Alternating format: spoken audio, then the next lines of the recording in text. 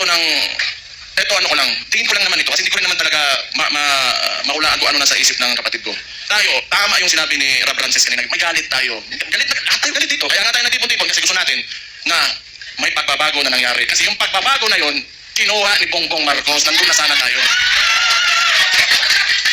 Balik lang tayo kung ano yung plataforma. Ito ha? Noong 2016, si former President, si Rodrigo Duterte, yung tatay ko, sa survey, 7%, 15, 18. Ano plataforma niya?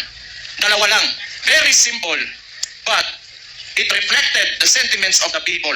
Yung masa, drugs and corruption. Anong pinalik ni BBM ngayon? Drugs and corruption.